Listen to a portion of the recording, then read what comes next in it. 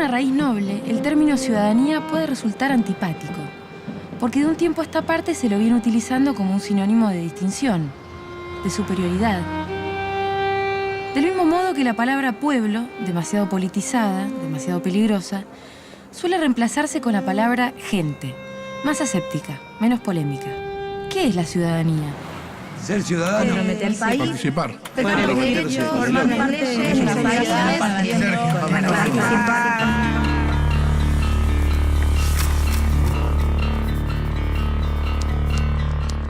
Todos sabemos, aunque más no sea intuitivamente, que el simple hecho de haber nacido implica una serie de derechos.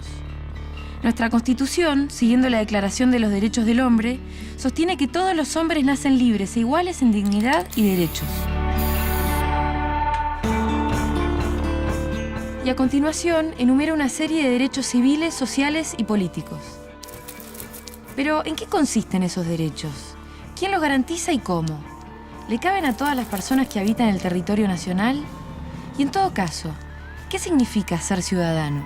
Ser ciudadano significa gozar de una serie de derechos y atribuciones que concede el estado en el que uno vive, ¿no? No todas las personas son ciudadanos. Hay muchas personas que son extranjeros, por ejemplo, viviendo en un territorio que no tienen derechos de ciudadanía. Tienen otro tipo de derechos, pero no los de ciudadanía, particularmente los que tienen que ver con el ejercicio de los derechos políticos. Entonces no todos tenemos los mismos derechos. Es decir, una cosa es el derecho a participar como ciudadano formal en la elección, en la vida política del país, que eso está reservado a los ciudadanos nacionales, digamos. Otra cosa son los derechos civiles e individuales. Esos derechos civiles e individuales, nuestro sistema se los garantiza a cualquiera. Entonces, por el simple hecho de ser personas, el Estado nos garantiza una serie de derechos. ¿Esta es la idea de los derechos humanos? La idea de derechos humanos parte de una especie de ciudadanía universal. Es la idea de que cualquier ser humano es una persona y por ende tiene que tener un mínimo de derechos garantizados, cualquiera sea su nacionalidad, cualquiera sea su género, cualquiera sea su idioma, su etnia, etc. Es la aspiración a un mínimo de ciudadanía planetaria, de ciudadanía universal. Los humanos hoy se supone que tenemos derechos más allá del lugar del mundo en el cual estemos, ¿no? Más allá de que seamos ciudadanos del estado en el cual estamos habitando, hay algunos derechos civiles y sociales que se supone que se nos reconoce.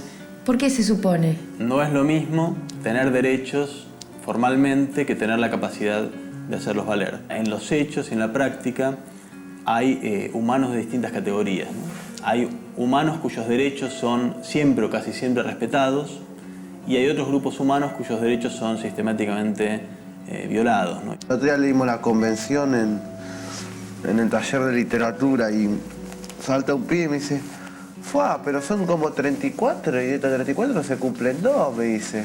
Vos lees las 34, 35 puntos de la convención y derecho a la libre expresión, derecho a esto, derecho al otro, y vas y entras a una isla y le preguntas: ¿vos tuviste este derecho? ¿Tuviste el otro? ¿Tuviste el otro? Y no.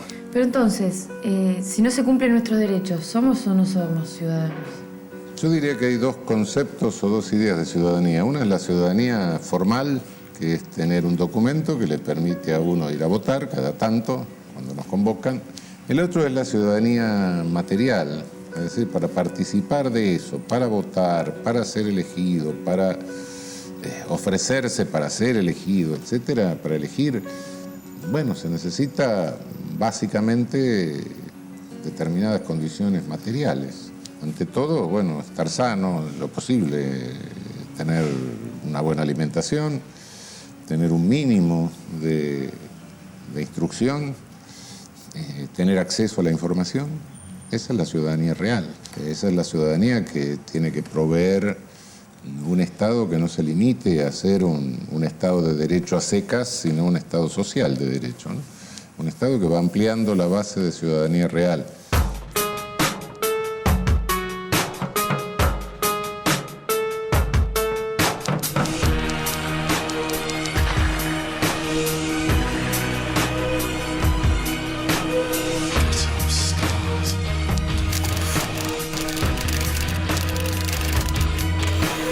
La Declaración Universal de los Derechos Humanos habla de cuestiones vinculadas a lo individual. Pero hay un artículo que nunca se lee. Siempre sabemos los 4 primeros, 5 o 10, pero el 29 dice que todos esos derechos universales se llevan adelante en un marco, que es la comunidad. Si no hay comunidad, los derechos individuales dejan de tener sentido, no sirven, no tienen entidad, porque es lo común lo que nos permite a nosotros pensar en el otro. Lo que pasa es que la necesidad de definir cuál es mi derecho individual es porque tiene que ver con un acuerdo con el otro. Sí, claro, si yo estoy solo... Y hoy vivir en sociedad para mí es poder compartir, poder conocer, poder estar. Uno es porque está en sociedad siempre. Y se enriquece por estar en Y se sociedad. enriquece, y creo que también lo que estamos viendo es que esto de que el héroe nunca va a ser individual, y como decía Oesterheld, el héroe es colectivo, y eso habla de estar en sociedad.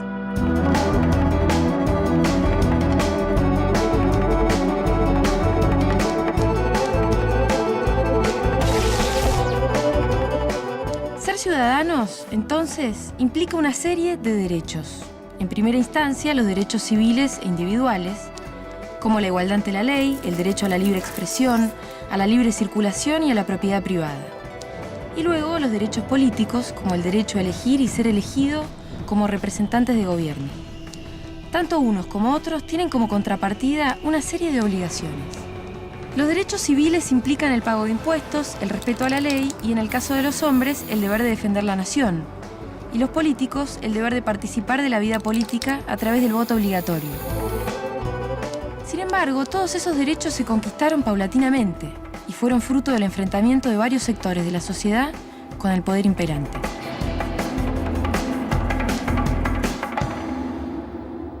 Sí, históricamente los primeros derechos que surgieron fueron los derechos llamados derechos civiles, que tenían que ver con garantizar determinado tipo de derechos y atribuciones de los individuos frente a el poder del Estado para negarlos o limitarlos, ¿no? Ahora, es interesante que esos derechos, así tal como surgieron, fueron definidos como derechos individuales, y básicamente lo que garantizaban no era la dignidad del individuo como tal o de la persona como tal, sino la dignidad y los derechos del individuo en tanto propietario, ¿no? O sea que más allá de la declaración formal de los derechos civiles individuales a fines del siglo XVII, a la hora de aplicarlos seguía habiendo un desequilibrio en favor del poder económico. Cuando comienza el siglo XX, la ciudadanía formal, por lo menos, estaba consagrada en casi todas las constituciones de América. Teníamos constituciones con declaración de ciudadanía, garantía de derechos civiles, de derechos individuales, pero la realidad de toda América Latina era que teníamos estados casi feudales y se repartía la propiedad de la tierra con la propiedad de las personas, con siervos virtualmente. Es decir, la gran masa estaba totalmente separada o ajena de la ciudadanía real. ¿Y cómo empiezan a incorporarse esas masas a los derechos de ciudadanía? La ampliación de los derechos en un sentido más abarcativo hacia primero derechos políticos y luego derechos sociales vino de la mano de intensas luchas, primero por la ampliación del derecho al sufragio, que en distintos países tuvo varios escalones, hasta incluir a la totalidad de la población. En nuestro país formalmente nunca hubo voto censitario, es decir, limitación del derecho a voto de acuerdo a la cantidad de dinero que uno tuviera, que sí hubo en países como Francia o Inglaterra. En nuestro país nunca hubo esto, pero eso era en lo formal. En lo real, el hecho es que hubo fraudes electorales hasta comienzos del siglo XX sistemáticos, ¿no? Y en verdad recién se terminó de ampliar la ciudadanía, el derecho de ciudadanía a todo el conjunto de la población mayor de 18 años con la inclusión de las mujeres recién en los años 40 con derechos políticos, ¿no? ¿Y estas conquistas se le pueden adjudicar pura y exclusivamente a un gobierno? Bueno, en verdad todos los derechos de los que hoy gozamos no han venido de la mano de una decisión de un monarca o de un presidente, sino que han venido de luchas sociales y presiones para ampliar la frontera de esos derechos, ¿no? Alex, ustedes participaron de una conquista muy importante con el matrimonio igualitario, pero ¿les interesan otros derechos que no sean los civiles individuales? Nos interesan los derechos civiles, los derechos sociales, los derechos políticos, los derechos económicos. Nos interesan todos los derechos humanos, pero es cierto, y hay que decirlo, que hemos recibido mucho apoyo de pibes en las escuelas, de los docentes, de periodistas, de otros movimientos sociales y políticos para poder conquistar la ley de matrimonio igualitario, que todos y todas entendimos que esto era algo de todos. Ahora, nosotros mismos somos parte de esos movimientos. Los derechos culturales, políticos, sociales, económicos, todos los derechos nos atraviesan.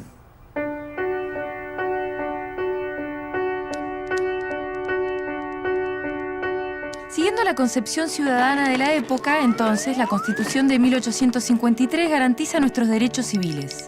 Esto es que ningún gobierno puede cercenar nuestro derecho al libre comercio, a la propiedad privada, a la libre circulación, a la libertad de expresión, por ejemplo. Y siguiendo la concepción participativa del siglo XX, la reforma de 1912 viene a garantizarnos nuestros derechos políticos, asegurándose de que ningún gobierno nos quite el derecho a elegir y a ser elegidos mediante el voto. Todos derechos que se han puesto en suspenso con cada golpe de Estado, porque la Constitución estaba en vigencia solo nominalmente. Como atestiguo el sinnúmero de estados de sitio, cierres de diarios, proscripciones políticas, expropiaciones, prisiones y hasta ejecuciones sin juicio previo, que pueblan nuestra historia. En una dictadura, los derechos civiles y políticos son los primeros en desaparecer.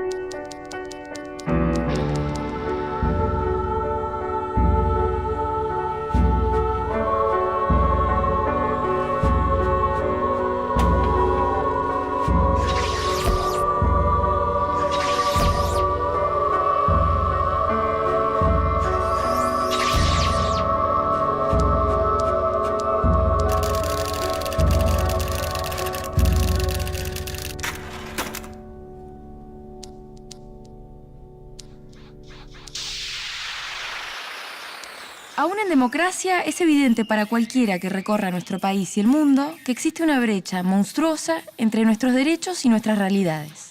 Que la mera enunciación de los derechos civiles y políticos no garantiza la igualdad entre ciudadanos.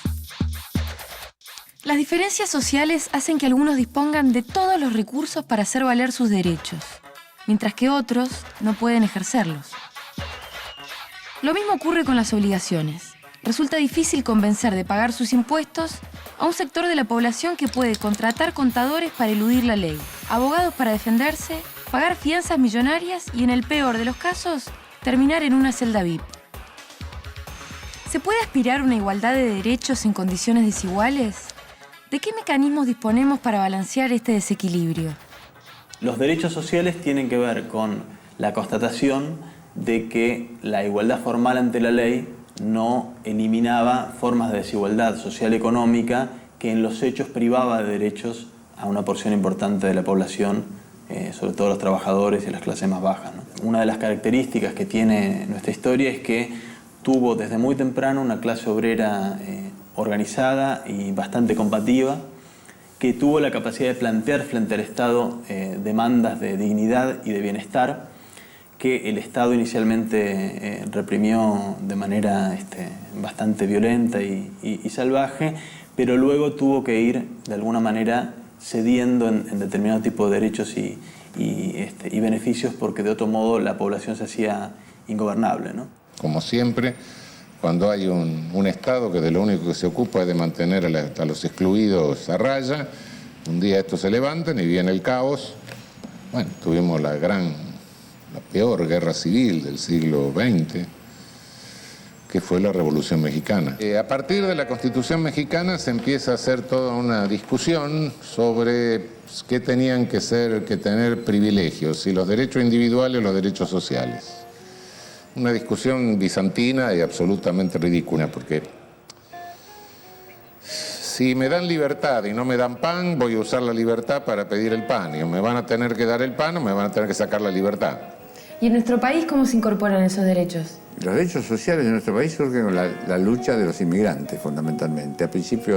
A fines del siglo XIX, el movimiento, fundamentalmente el movimiento obrero, la representación era de anarcosindicalistas, anarquistas, comunistas, socialistas. En ese momento es donde comienza a haber huelgas a gran escala, huelgas generales. Allí es donde comienza a haber las primeras leyes que tienen que ver con, por ejemplo, regular la seguridad en el ámbito de trabajo, las primeras leyes que tienen que ver con derechos laborales mínimos para todos. Un segundo momento de gran ampliación de derechos sociales fue los años que están marcados por la irrupción del peronismo como un movimiento social.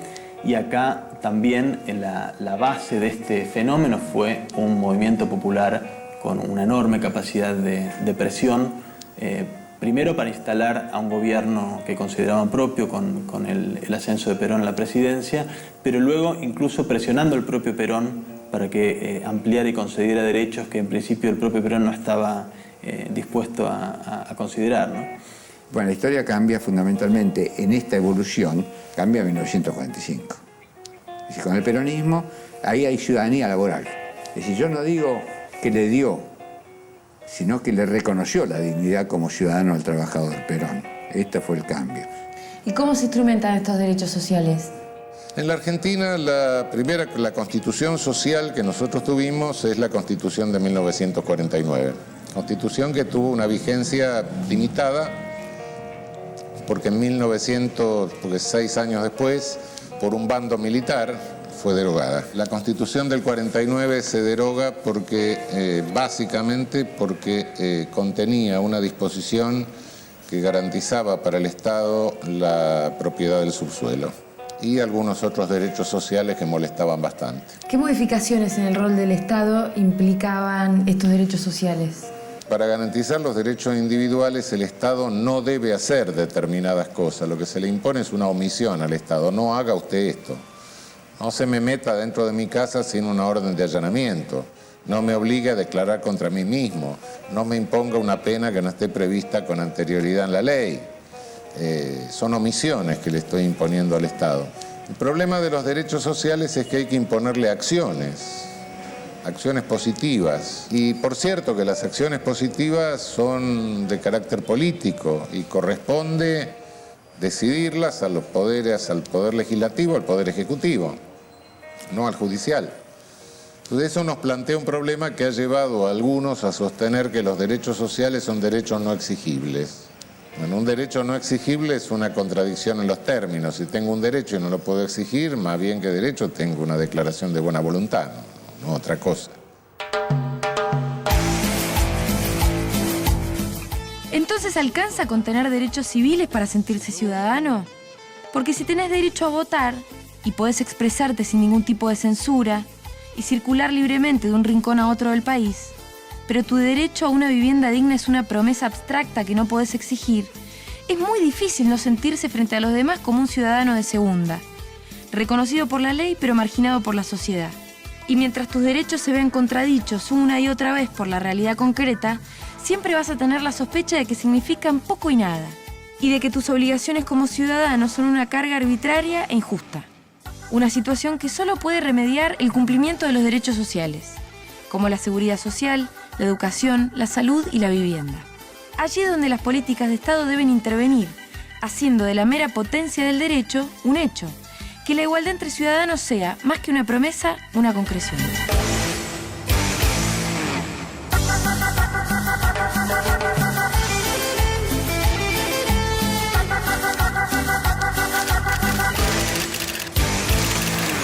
Desgraciadamente por ahí ves cosas que sí sentís, que hay ciudadanos de primera y por ahí ciudadanos de segunda. No sé qué es lo que te da el margen para que te cataloguen de una forma o de otra. Por ahí los que vivimos en una villa, mi nene va a la escuela, ¿no? Y él no quiere invitar a los compañeritos a casa porque le da vergüenza. Para mí es muy importante la adquisición de una vivienda más digna para que él se sienta mejor. Cuando uno dice que tengo derecho a una vivienda digna, por ahí está el preconcepto de que uno quiere que se la regalen. No es así. Ningún compañero aquí quiere que regalen nada. Realmente quieren la posibilidad de poder llegar a ella con trabajo.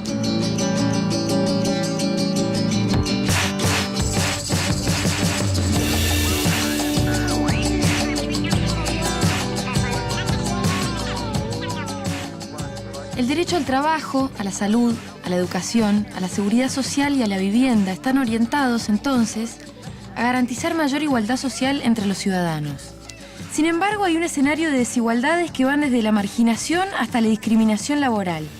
sea por motivos económicos, culturales, raciales, sexuales o de género. ¿A quién todavía falta incluir? ¿Cómo se hace? ¿Cuánta responsabilidad le cabe al Estado y cuánta a nosotros, los ciudadanos? Pero que si no hay inclusión social hay imposibilidad de participar. Si uno está pensando en cómo sobrevivir, en cómo encontrar el mango para satisfacer las necesidades básicas, evidentemente se limita la participación. Por eso uno habla de inclusión social e igualdad. Si no hay derecho a la ciudadanía. ¿Y qué papel juega para vos el Estado en este sentido? Y para mí es el ente que los tiene que garantizar. Nadie te puede garantizar esos derechos que no sea el Estado. ¿Quién te lo va a garantizar? ¿Un empresario? ¿Una empresa? No, el Estado tiene que ser y debe ser. ¿Es posible la inclusión social sin la participación del Estado? Es muy difícil porque si no prima el poderoso. En muchos casos la libertad esclaviza y la regulación libera. Es decir, cuando hay un Estado gobernado por alguien con sentido popular, la regulación de los derechos libera al más débil. En cambio, la libertad consagra al más poderoso en cuanto a medios económicos, etcétera, etcétera. ¿Y cómo participa la ciudadanía en la construcción de sus derechos? ¿Solo votando? Sería un terrible para mí ese reduccionismo al mero hecho de votar. Por eso hablaba de participar, por eso hablaba de los partidos políticos. Y yo lo siento como un derecho-obligación. La ciudadanía tiene que tener no solamente el derecho, sino la obligación de participar en el ámbito que le sea más propicio. Es decir, de acuerdo a la impronta de cada uno. Algunos querrán participar en la vida sindical, otros en asociaciones, en fundaciones, organizaciones sociales, en partidos políticos. Lo importante es participar en el ámbito más amplio del que uno puede hacerlo. Todos decidimos. En la vida decidimos todos. Y cuando uno no decide, las circunstancias deciden por uno. No decidir es decidir también. ¿Y cómo debería ser para vos la participación ciudadana? Y una participación ciudadana que critique lo que no le gusta del Estado, pero que sea una crítica para la construcción, no una crítica para destruir. ¿Me entendés? Criticar para construir, participar para exigir. Esa tiene que ser la participación ciudadana. No tiene que salir así, me gusta todo, bien, pum, no. Tiene que salir así, mirá, falta esto, falta esto, falta esto. Ejercer nuestra ciudadanía. Ejercerla en el sentido de conocer nuestros derechos, nuestras obligaciones y manejarnos en ese marco, que es un marco amplio. Es un marco amplio que te permite incluso tensionarlo si además sos un militante. ¿A qué te referís con militancia? Militancia es participación ciudadana activa. Punto. Es militancia que discutas el precio de la carne en el supermercado. Obviamente, cuando la militancia está organizada, es orgánica, podemos generar cambios mucho más complejos que un descuento para mí en un corte de carne o un reconocimiento de un abuso en el precio en un corte de carne. Podemos generar un cambio en las leyes de mercado si la militancia es colectiva. Pero militar es eso, es ser un ciudadano que participa activamente. Pasa esto el 2001, entonces uno ve por televisión todo eso, cómo los caballos le pasaban por encima, cómo maltrataban a la gente, cómo hacían todo eso. Es como que uno ahí hizo un clic y tomó conciencia de que no puede ser así. Ahí me di cuenta que la realidad era otra. Entonces ahí cuando después me empiezo a meter, ¿no? Como que uno entiende el por qué uno está acá. Que en grupo va a lograr lo que no logra por sí solo. Como jóvenes empezamos a perder lo que es el sueño.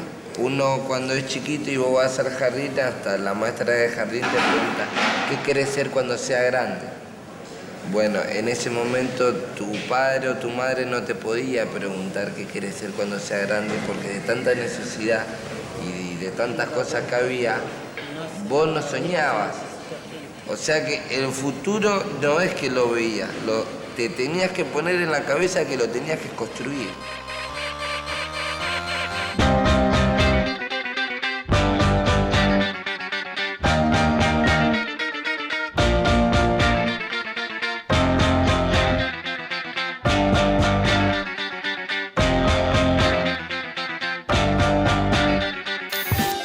Pero los beneficios de la ciudadanía no son mérito exclusivo de nuestras leyes ni de nuestro Estado. La historia de nuestras conquistas es también la historia de los hombres y mujeres que las llevaron a cabo. de las ciudadanas y ciudadanos que han dedicado su tiempo, sus esfuerzos y hasta su vida a la tarea de ampliar el concepto de ciudadanía y de acrecentar nuestros derechos, los que todavía están con nosotros y los que no se terminaron de ir. Esos inconformistas indispensables capaces de percibir las desigualdades que quedan por reparar y hacen algo al respecto.